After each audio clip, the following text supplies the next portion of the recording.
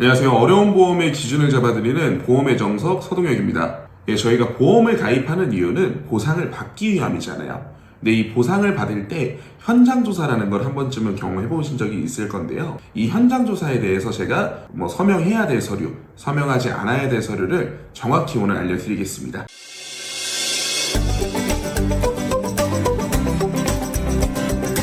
네, 우선 현장조사가 나오는 이유에 대해서 먼저 말씀을 해드려야 될 것 같은데요. 네, 현장조사가 나오는 첫 번째 이유는 과거력을 확인해야 될 때입니다. 쉽게 말씀드려서 내가 고지 의무를 어겼냐 안 어겼냐를 확인을 한다라는 거죠. 네, 그래서 과거의 치료력들을 확인해서 고지 의무에 위반된 점은 없었는지 이런 부분들을 체크하는 거고요. 네, 그리고 두 번째는 손해액을 확인해야 될 때, 이 보험사에서도 보험금이 지급되는 거는 손해입니다. 왜냐하면 이 보험이라는 자체가 사행계약의 법칙이 있다 보니까 내가 낸 돈보다는 많은 금액을 지급해야 되는 게 보험이거든요. 그래서 손해액을 정확히 산정하기 위해서도 이제 현장 조사가 나가게 됩니다. 네, 그리고 세 번째는 직업고지 위반이 의심이 될 때인데요. 나는 대학생, 사무직으로 등록이 되어 있는데 낙상사고를 당한다든지 이러한 상황이 있을 때 이런 직업고지 위반을 의심하게 돼서 현장 조사가 나가게 됩니다. 특히나 손해보험사 같은 경우는 이 직업고지가 굉장히 중요한데요. 이 직업으로 인해서 보험료 차이도 많이 나고요. 또 인수 조건도 많이 차이가 납니다. 그리고 이제 직업이 바뀌게 되면 바로 말씀을 해주셔야 되는 이유가 추징금이 발생할 수도 있거든요. 이 추징금에 관한 내용은 제가 다음 시간에 자세하게 한번 풀어보도록 하겠습니다. 네, 그래서 이렇게 세 가지의 현장조사가 나오는 이유에 대해서 알아봤는데요. 이후로는 현장조사에서 사인을 해야 될 서류, 사인을 하지 말아야 될 서류에 대해서 말씀을 드리겠습니다. 네, 첫 번째, 현장조사가 나왔을 때 내가 서명을 해도 되는 서류 먼저 말씀을 드릴 건데요. 일단 첫 번째로는 진료기록 열람 동의서와 위임장입니다. 네, 이 위임장과 동의서를 작성을 해주셔야 조사관분께서 병원에 가셔서 내 진료기록과 개인정보들을 확인할 수가 있습니다.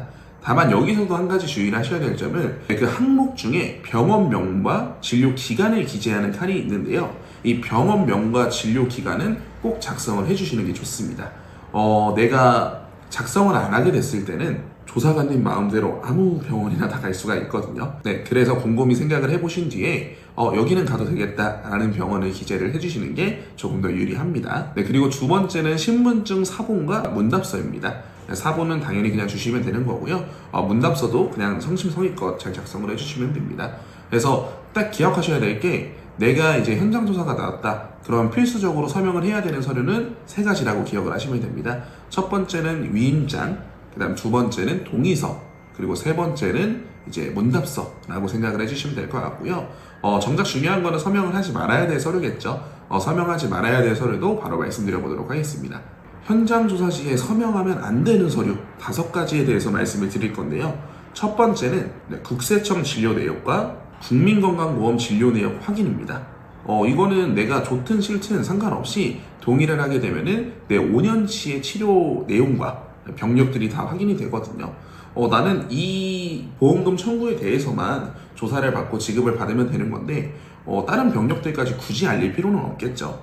네, 그리고 두 번째로는요, 의료자문 동의서가 있습니다. 네, 이 의료자문 동의서라는 것은 보험사가 병원에다 자문을 구하겠다라는 건데요. 저희가 생각해 봤을 때 보험사에서 의사한테 자문을 요구하는데 이 의료자문은 누구한테 유리하게 갈까요? 아무래도 소비자분들보다는 보험회사한테 유리하게 갈 확률이 있다 보니까 이 의료자문 동의서도 서명을 안 해주시는 게 좋습니다. 네, 세 번째는 면책 동의서인데요. 이 면책 동의서라는 것은 사건 사고에 의해서 보험금을 지급하지 않아도 된다라는 그런 동의서라고 생각을 하시면 되거든요. 네, 저희는 보장을 받아야 되잖아요. 그렇기 때문에 이 면책 동의서도 서명을 안 해주시면 되고요. 네 번째는 이제 부재소 확인서입니다. 이 부재소 확인서라는 것은 앞전에 말했던 것처럼 의료자문이라든지 면책, 지급을 안 해준다는 거, 이런 거에 대해서 이의를 제기하지 않겠다라는 동의서입니다. 그래서 저희는 혹시라도 보장 못 받게 되면 이의를 제기를 해야 되잖아요. 그렇기 때문에 동의를 안 해주시는 게 좋고요. 마지막으로 5번째는 계약 해지 동의서입니다. 저희가 보장을 받기 위해서 보험을 가입했는데 그거를 계약 해지하겠다는 동의서에 서명을 하시면 안 되겠죠. 그래서 이 계약 해지 동의서 또한 서명을 안 해주시는 게 좋습니다. 네, 지금 말씀드린 5가지 서류들은요, 필수사항이 아니라 선택사항이거든요. 그렇기 때문에 저희가 이 선택사항들을 체크하지 않았다라고 해서 좀 불이익을 받거나 그런 경험은 없습니다. 네, 그러면은 궁금한 게 저희가 돈을 받아야 되잖아요. 그럼 보험금은 이런 현장 조사가 나왔을 때 언제 지급되냐도 궁금하신 분들이 있으실 텐데요. 일단 원칙적으로는 한 달 이내가 원칙입니다. 한 달 이내로는 보험금을 지급을 하게 되어 있고요. 근데 혹여나 조사가 길어질 수 있잖아요. 그렇게 됐을 때는 보험회사에서 먼저 통보를 하고요. 그리고 늦게 지급된 만큼 그 지연 이자까지 계산을 해서 그 값을 더해서 지급을 해줍니다. 네, 그래서 오늘은 보험금을 청구했을 때 현장조사가 나왔을 때에 대해서 제가 알려드렸는데요. 이 현장조사, 사실 처음부터 잘 가입하면 문제되지 않습니다. 처음부터 내 병력이나 직업이나 이런 고지사항들을 정확히 체크를 하고 그 다음에 정당한 방법으로 가입을 한 보험이면은 이런 현장조사가 나왔을 때도 두려움이 없으시겠죠. 그래서 제대로 된 설계사를 만나서 제대로 된 컨설팅을 받고 제대로 된 보험을 준비하는 게 제일 중요한 첫 번째라고 생각을 하시면 될 것 같습니다. 네, 오늘 말씀드릴 내용은 여기까지고요. 다음엔 조금 더 유익한 내용으로 인사드리겠습니다. 감사합니다.